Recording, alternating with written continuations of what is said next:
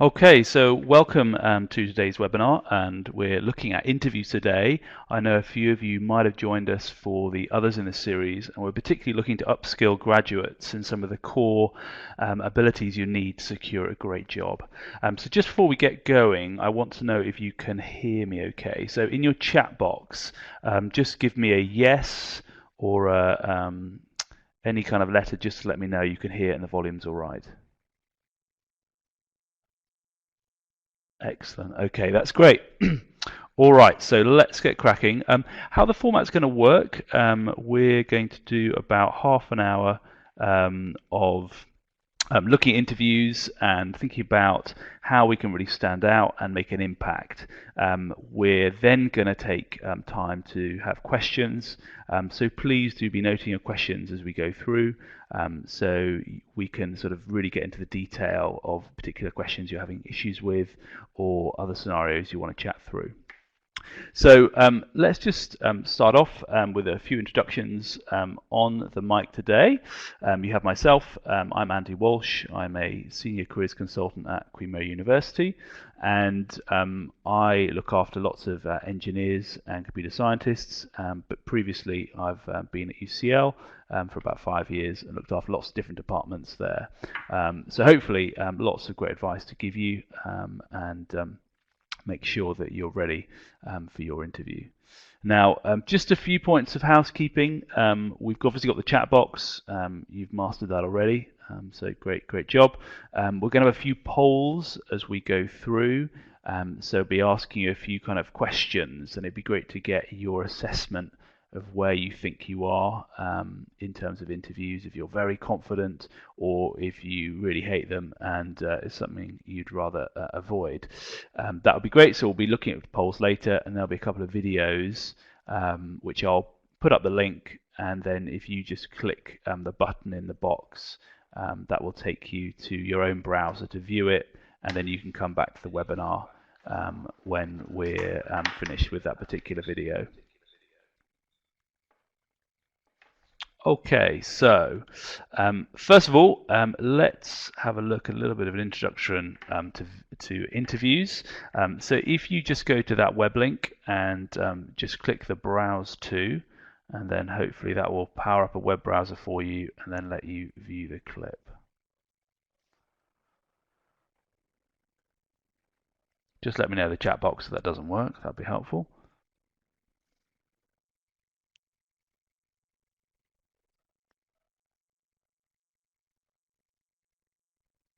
Great, it seems to be working. It's about a 2-minute clip, so enjoy.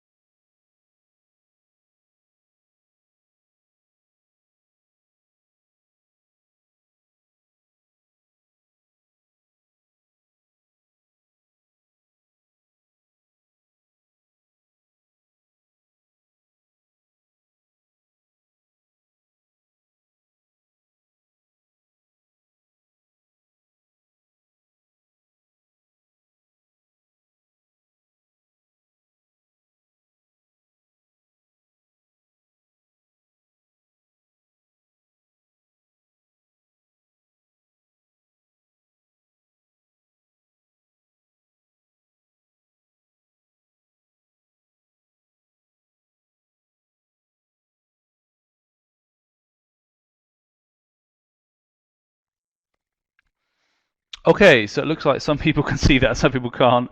If you're on the app on your phone, it sounds like it didn't work so well. If you're on a PC, it sounds like you can. All right, come back in. If you click on the Adobe link, if you're on a computer, a Mac or a PC at the bottom, and that should let you into the presentation. Just close that browser you were looking at. If you couldn't see that, it was a montage of interviews from various films for you to enjoy. But sorry if you didn't weren't able to view that one. Let's not worry. All right, so just let me know if you're back into the presentation, and then we'll get going.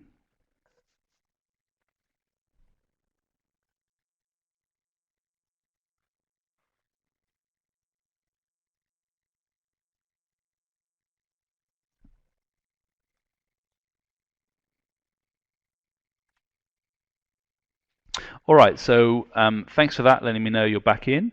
We're going to have our first poll, and the first poll is around how confident do you feel giving interviews? So when you walk into the interview, when you get told you're going to have one, how confident do you feel?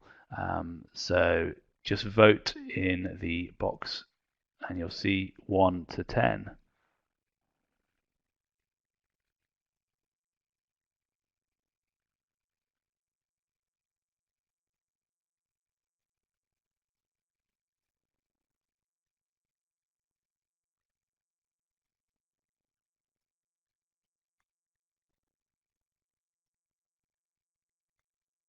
Okay, thanks guys. We'll put that poll up now.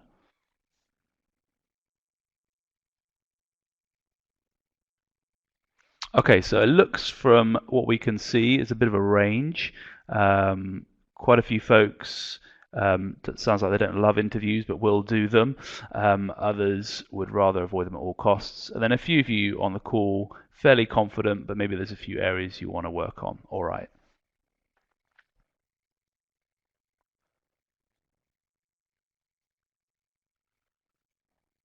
Okay, so I'd love to hear from you. So those folk who perhaps don't really love them, interviews that is, and those who perhaps have done a few, but still there's still some tricky issues you want to work through.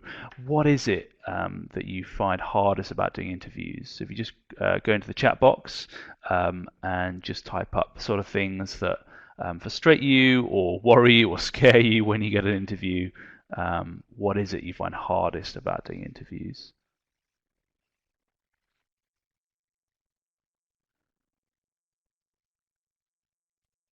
Okay, so some nice stuff coming through here. Knowing what to say, absolutely. Thinking of a good answer, very similar theme. So yeah, that you've got 30 minutes. How on earth do you fill it? What on earth do you say? Thank you. Okay, so I think that's a really nice point coming in about writing short and sort of concise answers, making sure that you give exactly what the employer is looking for, but no more, and don't sort of waffle or ramble on. Yeah, that's really helpful. We'll definitely look at those things. Any more?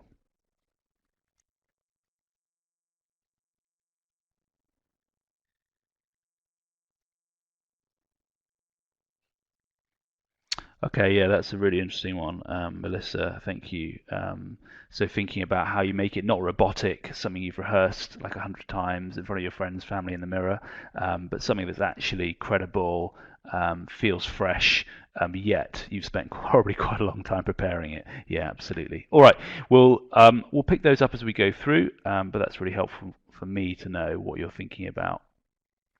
Okay, let's look at the purpose of an interview, and we're going to spend a little bit of time thinking about what on earth, what's the point of them all? So, why do we go through this quite excruciating routine of always having to do this, usually before we get that cash or that position you really want? So there's a few things I want to say, and there's four things mainly. And the first is, why bother with an interview? Well, it's to verify the claims on the CV or application form. So when you fill in a form, they really don't have much to go on. So they've obviously got what you've written, but you can never really substitute that with looking at someone and thinking, is this person credible? Have they made up a lot of this stuff? So a little bit of a story here. So you may remember Nick Clegg, who's the leader or was the leader of the Liberal Democrat Party. He made a promise to students. You will not have to pay tuition fees, and he made this promise. But unfortunately, once he got into government, he couldn't keep it, and that meant that his party got annihilated at the next election. So it's the same with an interview. On your CV, you can write whatever you want, but in the interview, they're going to find you out. And so, as Nick found out to his cost, you always want to say the truth. And so when you get into the interview, you're saying the same things, you're not caught out. So that's the first lesson. In a CV or an application form, put the truth, and then when you come to the interview, you've got nothing to hide. Okay, so next, the big thing that an employer is thinking about is, can you actually do the job? So they've carefully set out the application form and the CV to think about the skills they need, and you've answered that. So you've obviously put enough down for them to think, you know what, this person probably has the skills, and they could be looking at softer skills like teamwork or leadership, but also the technical skills to do this job. So the ability on paper, it's clear that you probably have it. However, the next few can only really be told at interview, I think. So motivation. Do you actually want the job? So potentially on paper, you might look like a great candidate, but how does an employer really tell that you're motivated for the role? Well, it's seeing you face to face. And this is the way you speak, your body language, your interest to be there, your research in the company. It's something you can't really judge on paper. You've really got to see someone and see their enthusiasm, see their keenness for the role, and see their preparation.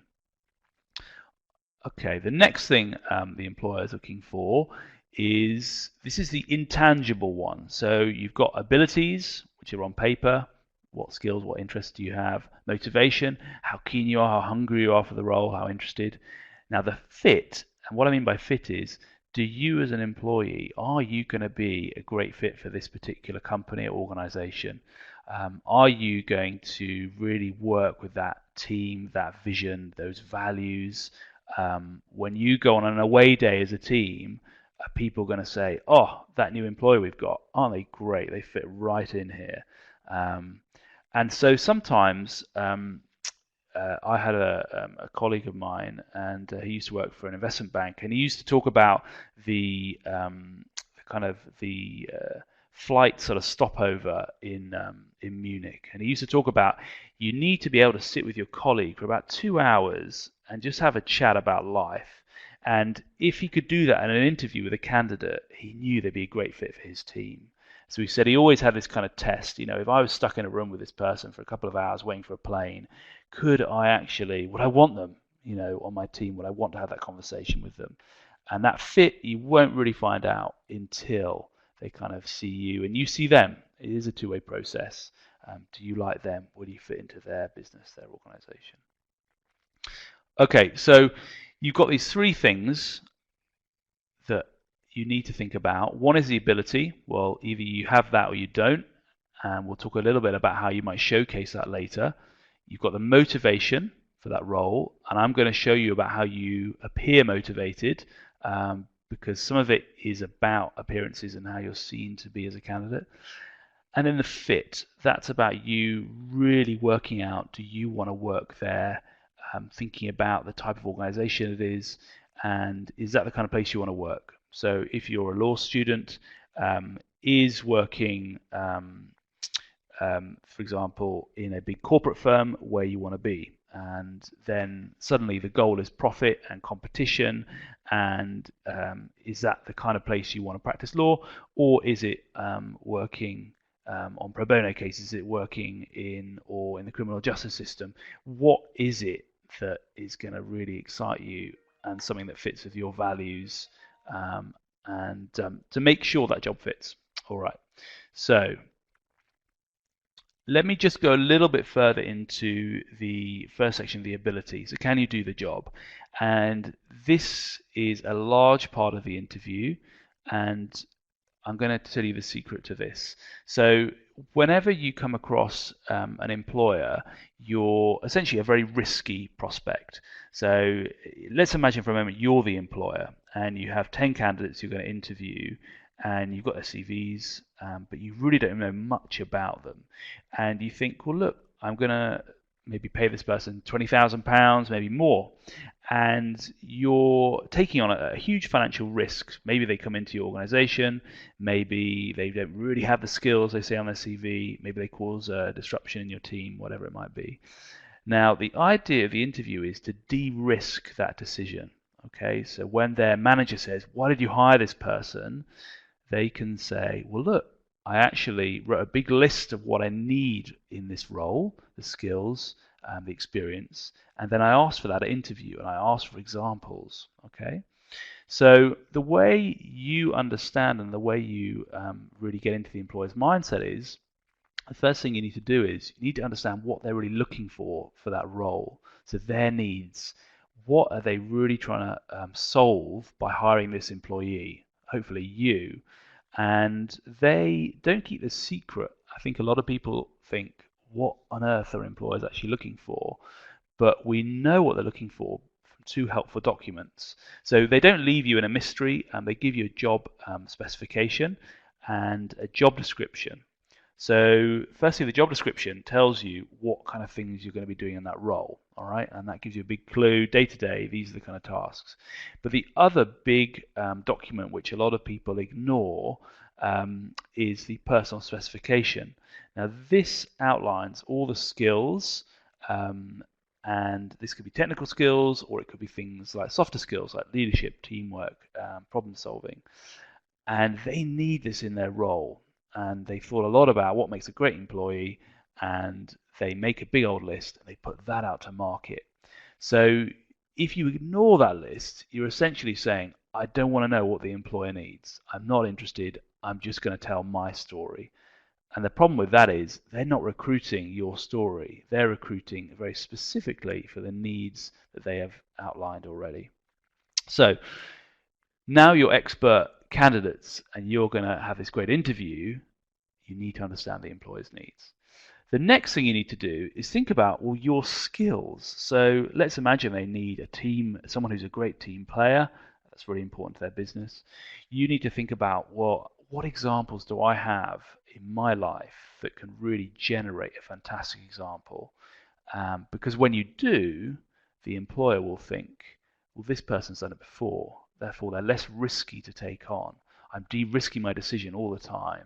Instead of taking on the unknown and throwing 20, 25,000 into a big, essentially lottery, I can see they've succeeded in this kind of skill before, they're likely to do it again.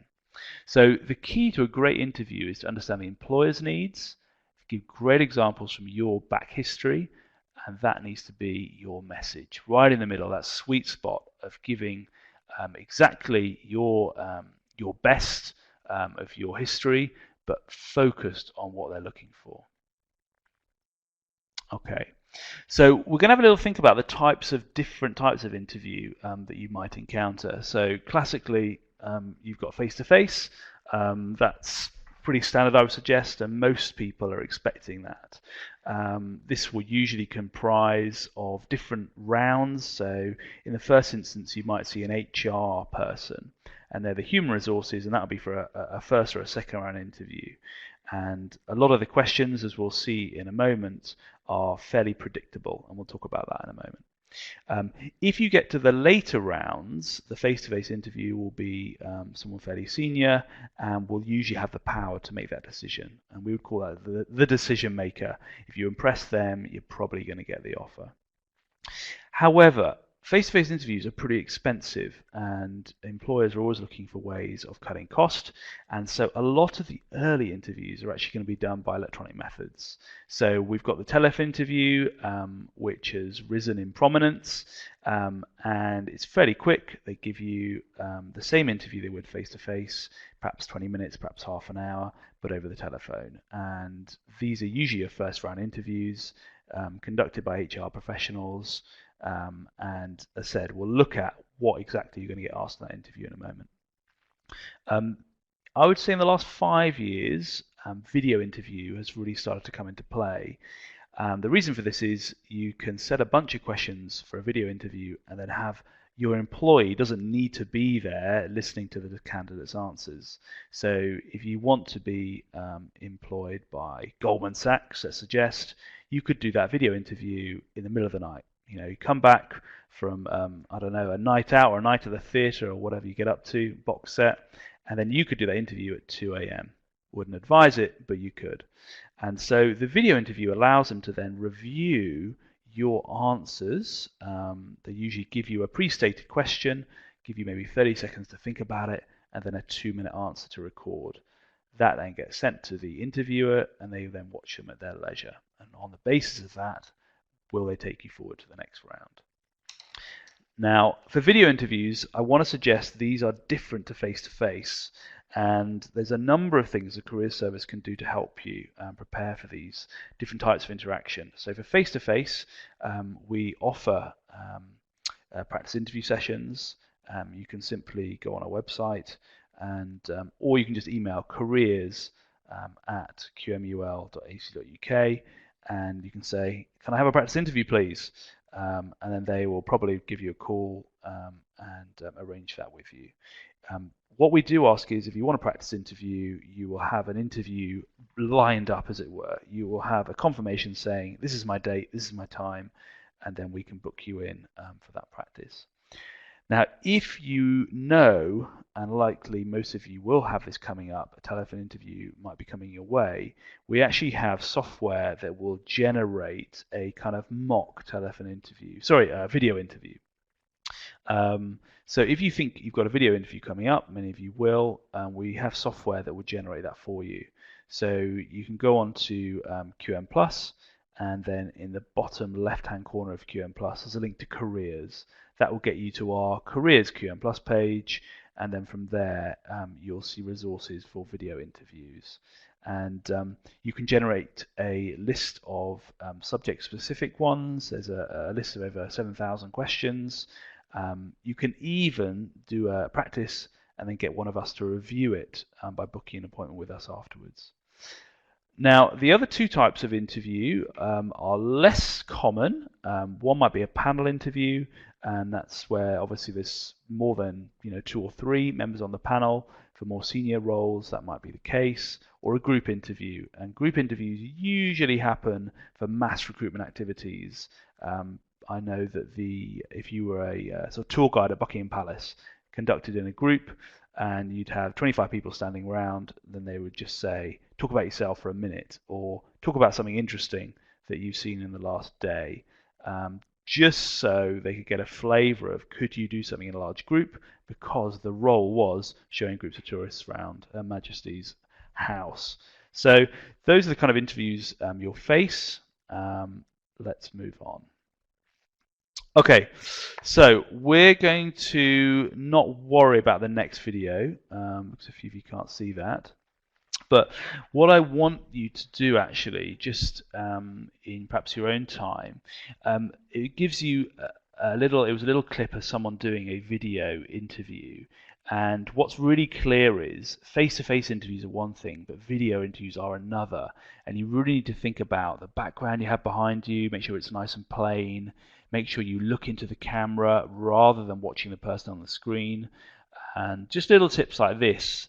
And when you go on our site and you have a look at the practice video interview material, there's help guides on there, and they will really make it very clear what you should be doing, how you should position yourself, the lighting, this type of thing that you otherwise wouldn't really know, because you want the best impression as in a face-to-face interview. Wear that suit and look really great. Okay, so this is all very well and good. You now know what kind of interviews you're going to face potentially, but how do you actually stand out? So number one, you need to take this seriously. So I think when you actually get an interview, the 1 to 2 rule is a pretty good rule of thumb. So for every 2 minutes of interview you have, I reckon you should spend about an hour in preparation.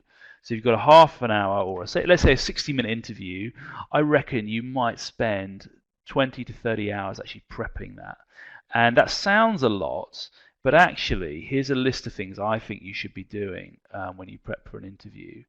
And first of all, most people do the first, say, 3. So they'll have a look at the website of the company, maybe their values, probably maybe a case study. But actually, to be a winning candidate, I think you need to go much further. So these are the other things. So you might look at the annual report. If they're a publicly traded company, they will have one. You need to look at their news feeds, their Twitter, their Facebook, perhaps their LinkedIn. You could even connect with the recruiter or potentially someone else within the firm. You might want to see if there's any Queen Mary alumni on LinkedIn. And if you don't know how to do that, then book a careers appointment. We can show you and connect with them. You could even ask them, could I buy your coffee and have a chat about your firm? Talk to your lecturers. Think about careers days. See what the news is saying about them. You could, if you really know you want to work for this firm, could you organise some work experience or shadow someone, shadow an alumni? And then you've got to do your due diligence. So who are their competitors? What are their products? What are they developing? Where are they going in the future? What's their share price? And then chiefly, why on earth do you want to work there? And what do you think you'll be doing there? So this kind of information, that's going to take you some serious amount of time. So when I say 20 or 30 hours, it really will take that effort. But when you get into that interview, you will be a star performer rather than the others that have taken, say, 2 or 3, not really quite sure, making it up as they go along. And it won't go so well. And you'll wonder why, but this is why. Because you put in this kind of effort, employers will notice that and be impressed. Okay, I'm going to quickly just show you what kind of questions you might get in an interview, and then you can kind of be prepared. Some of you asked, what on earth am I going to say? Well, it helps to know what they're going to ask you. So the first sort of questions is competency questions.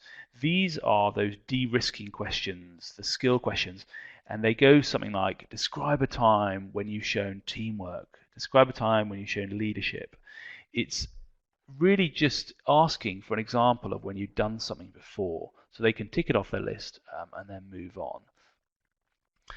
The next sort of questions are motivation questions, and these need to be really worked out in advance because they're very standard. So why on earth do you want to work for this organization? What's taken you from didn't know anything about them to standing in front of them, asking for 20, 25, 30,000 pounds? So next is the biographical. This is really an absolute giveaway. It's talking about yourself, and you know yourself best. They only know what you tell them. So if you've had a gap on your CV for 6 months, they'll probably never even pick it up. And you can just say, well, I was, considering my options or doing volunteering or whatever you tell them is what they know. So you need to present whatever you have in the best possible light. And keep your failures to yourself unless they ask directly about them, but then always have a story of how you've sort of overcome that or you've done better next time. So next set of questions, technical or knowledge-based questions. They might ask you about your course. If you're, say, an engineer and you're going for a mechanical engineering role, they might ask you about certain elements of that. But some people never get a technical interview. The job is very general, then you won't. They might ask you about your experience in that particular area. It's fairly self-explanatory. Or what you do in a particular scenario. So particularly if your job involves any ethical considerations, they might want to check what kind of person you are and what you do if you found a colleague, coming into work drunk. What would you do if they're in a sensitive environment testing samples or whatever it might be? And then the dreaded, what is your biggest weakness? That's I would say it's not very common for interviewers to ask this, but it's very common for students to actually ask me how they'd answer it. And the simple answer is think of something genuine that doesn't kind of put a big hole in your interview boat. You don't want to say, I don't like people, If you're going for some sort of customer service role, that would be, well, that'd be fairly catastrophic. So you'll need to think of something which is true, that you've worked on, that you can show how you've overcome. And again, that's the kind of thing we can discuss in a one-to-one scenario. So I want to say that a first round interview should be something that you can predict, and I think to about the level of about 70%. So you can have a pretty good understanding of what a first round interview would be like just by reading the job description and the personal specification, and then practicing those kind of questions and giving examples from your life. And we like to talk about the STAR technique because it allows you a methodology and stops you rambling. So there was a question earlier about how do I make my answers concise? Well, this is how. And if you don't know about the STAR technique, I'll briefly describe it. If you do, well done, keep using it. So STAR is a way of telling a story which makes sure you get in the detail, make sure you talk about what you contributed to that particular question, and then importantly leaves them with a great result at the end. So if we took the example, I've got an example here actually, a couple of examples here. So teamwork, tell me about a time when you successfully worked as a member of a team. So that's very typical interview question. Let's see if we can star that. So you'd start off with a situation, and this is one of the briefest sections of the answer, and you'd say something like, in my second year I was in a team of 4, and that's it. Okay, the task, we had to take over the end of year ball committee for the end of the graduation, or the end of the second year. There was a kind of a post party. We need to organize this. All right, very quick, nice and brief. The action is the most important part of the STAR methodology, and this is where you talk about how you specifically were an amazing team player, how you're an absolute legend, and they couldn't not but employ you. So with the action, you need to say things like 5 or 6 concrete points. So it might be you sat the team down at the beginning of the project, you got to know your group members and found out what their strengths and weaknesses were. As a team player, you then offered to perhaps schedule weekly meetings. You might have organised to talk with your professor or someone else within the academic body. You might have taken a budget potentially and updated people regularly on how much was going out the door on celebrity special guests. So you need to say 5 or 6 things that you participated and contributed to that team. You're focusing not on what the team did, but what you actually contributed to that team. And then finally, the result needs to be, this is your kind of put the ball in the back of the net moment, or you post a video and it gets thousands of likes, of hits. This is your moment where you say, I did this, I did all these things, and actually I was really good at it. And you need to have some kind of result. So it might be that 100 people attended your end of term ball, or 1,000 people did, or whatever it might be, and everyone loved it, and they've organised it again for next year as such a success. So you want to have something that's concrete, that really alludes to you actually did a great job. So that STAR, that will massively help you out with most questions around skills. Okay. So let's think of a few final thoughts. We've got a couple of minutes left, and I think I want to say this webinar is meant to whet your appetite for more. So we would love you to come in for a one-to-one and book a mock interview session. We'd love you to use our video interview practice tools. And so it's really the start of a conversation. If you're a graduate, you're supported for 2 years after you leave. Careers advice is usually about £150 an hour. Okay, once you leave Queen Mary, and for after you leave those 2 years. So in the meantime, you need to absolutely fill your wallet with all this free help that's available to you. As I said, it really will make the difference between getting unfortunately rejected in the first round or being invited back for a second. So I wanted to finally look at what about when you actually get into the face-to-face situation, how as well as having the right answer, how do you act in the same kind of capacity? How do you have impact in person, not just simply on the screen? So a lot of students say these tips are quite helpful just to really drill down into what do you practically do. So make sure on the day you're confident, you have some small talk worked out. What are you going to say to your interviewer between the time they pick you up in the lobby and when you actually get into the room? Maybe you've done something interesting you can talk about, or ask them how their day's going. Nice firm handshake. If for religious reasons you wouldn't shake hands, then again you need to have that well rehearsed, what you'd say. You might want to email in advance, just so they are clear and there's no kind of awkward situation. Goes without saying, a smile goes a long way. Be friendly, and they might invite you back. There's a lot of literature written on this in terms of people hire people like them.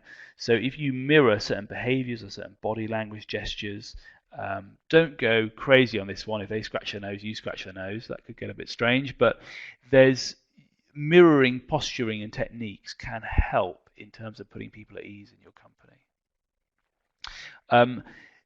Hopefully you've had a great night's sleep before, but you might not have done, either through Game of Thrones you need to catch up on, or just the fact that it's a bit nerve-wracking. So make sure that when you sit down, try and sit all the way to the back of the chair, and that naturally forces you to sit up. Look alert when they're talking. Do nod to make sure it looks like you're listening, and really engage with them. If eye contact isn't really your thing, and there's lots of students who say, I really don't like looking at scary interviewers in the eyes, you're going to need to practice that, number one, but also you can actually focus. If eye contact for you is something you'd rather not do, you can focus just between their eyes, so literally the top of their nose, and to them it will look like you're looking at them, but really you're not. So that's worked for a number of students who find eye contact difficult. Now, it's important to be calm when you go in there, and I met one of my colleagues actually used to do a lot of theatre, and she talks about the 7-11 technique, and this is where you, to calm yourself, and many actors do this before they go onto the stage and they walk the boards, to breathe in through your nose for a count of 7, and then out through your mouth for a count of 11. And if you do that a number of times, it really does calm you down. And so just before you walk into that interview room, sometimes people find the 7-11 technique quite useful. Okay, so we've had a little think about how, what kind of things might come up. I've talked about some of the resources, and some of the careers consultants are waiting to help you. And so I just want to know, does this session give you a little bit more hope? Does it give you a little bit more confidence in how we can help you as a careers team, and to give you a little bit of ammunition to say, you know what, I can really start to get to grips with this. It's going to be hard work, but I know a little bit more of what I'm doing. So have a little vote, see what you think.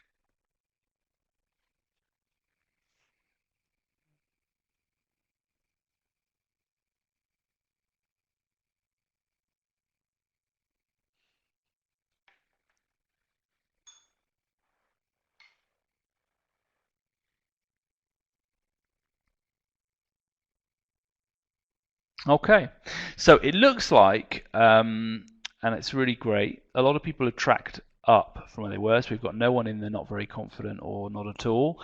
And the other thing I forgot to say is, if you've been invited for an interview, they actually really want to hear from you. So they genuinely think you are a contender. So if you get into that position, you've done extremely well.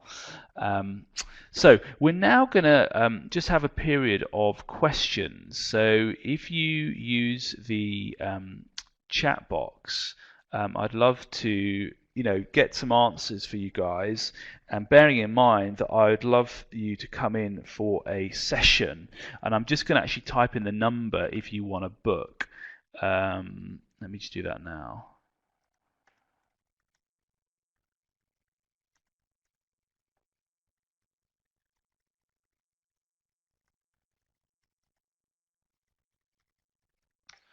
So that's the number, 0207 882 8533. I call it the careers hotline.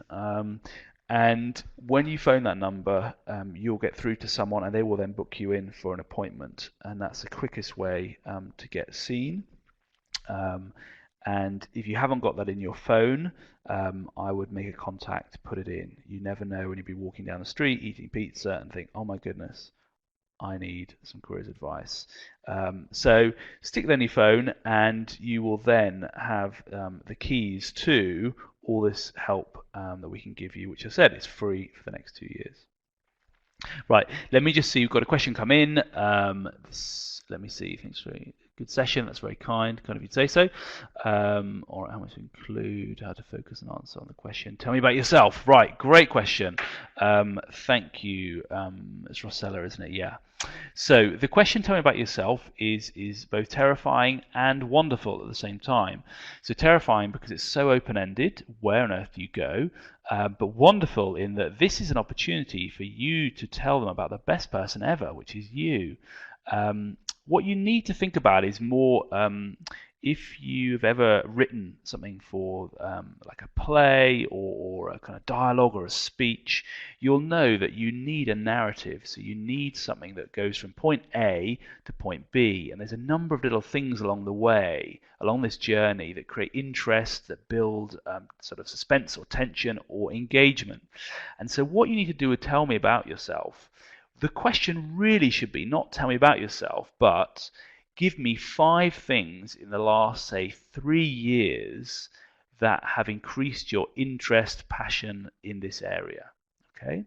So if I was answering this question, I wouldn't start talking about, well, in primary school, I loved trains and I wanted to be a train driver, which might be true, but it's not very helpful. What you want to start at is I decided to, say for example, you're going for a role, it could be as a chemist. You could say, I became interested in chemistry during my A-levels because I went to a talk by Procter & Gamble, and I decided to study A-levels chemistry at university because I found I was numerate and did very well in a maths competition you went to or something like this. During my studies, I then did a bit of work experience somewhere, or I spoke to this lecturer, or I spoke to this alumni, and he told me or she told me a bit more about this. I then shadowed someone else, or I might have gone to a jobs fair and I talked to someone from your firm. I mean, that's great if you can say that. And this really opened my eyes to the opportunities in chemistry or the particular ethos at your company. And then when I met your rep or I saw your job offer come up, I thought, wow, that really fits with my values. I've met one of your employees and it's highly numerate and I've done a number of things in that area. So you tell a story, and what I want to suggest is you can't make this story up in a few days or weeks. This story needs to be something coherent. So the idea that you can apply for any job out there just isn't true. You need to think of where you're going to narrow your search, put in great things in that story to make it coherent and to make it make sense. You can obviously tweak it for different roles, but it's pretty hard to then change that chemistry story into I want to be an editor in a kind of a magazine, unless you can do an editor in a magazine in a chemical kind of publication, and then you can twist and kind of create that story for that as well. So I would think about what are your story, what is your touch points that you've moved along, and how is that relevant for this person sitting in front of you? Because ultimately you're trying to convince them that you've got the background, the skills, and the interest in their business. Hope that helps. And again, if you want to practice that, come in, practice interview, and then we can go through that.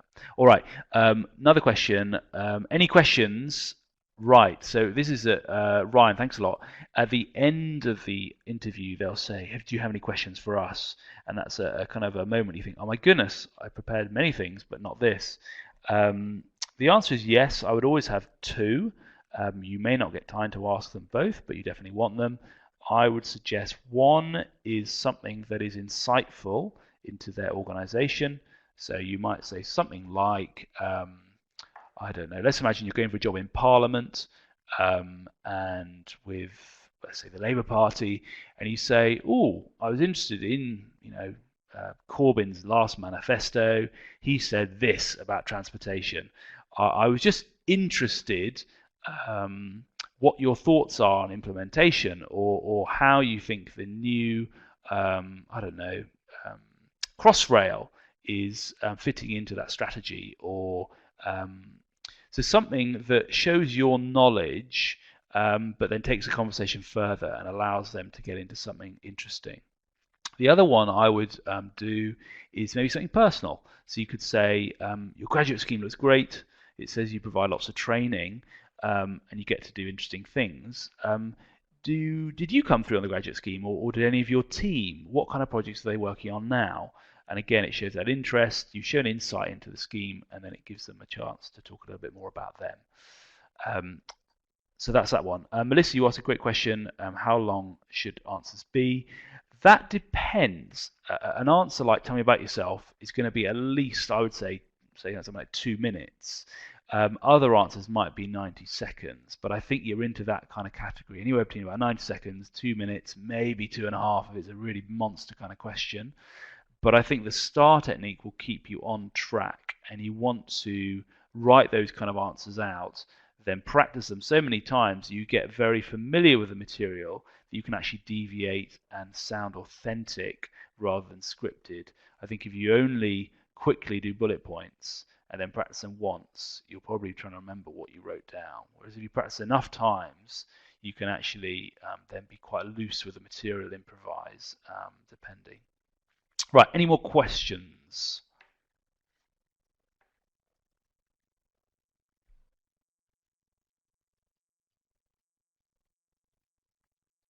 All right, looks like my job is done. So what I want to suggest is, if you have any further questions or you want to practice, and that's really what I'm advocating, call that hotline number, book yourself in. If you don't have an interview, but you just want to talk through suggested questions or how to prepare, you can easily book a short guidance appointment. You don't need to have the full practice interview. You can just simply come in and have a chat. If you want help with a CV or an application, you can do the same. So do make use of that service to you, and then do go on QM Plus. If you go onto the homepage, right down in the bottom left-hand corner is the careers link. Click that, and you'll find all our resources for video interviews, etc. May I wish you all the best for your interviews, and we're here for you. We are your coaches to get you through this next stage. But have a great summer, and I'm sure I'll see many of you soon. Thanks a lot, and thanks for being on the webinar today.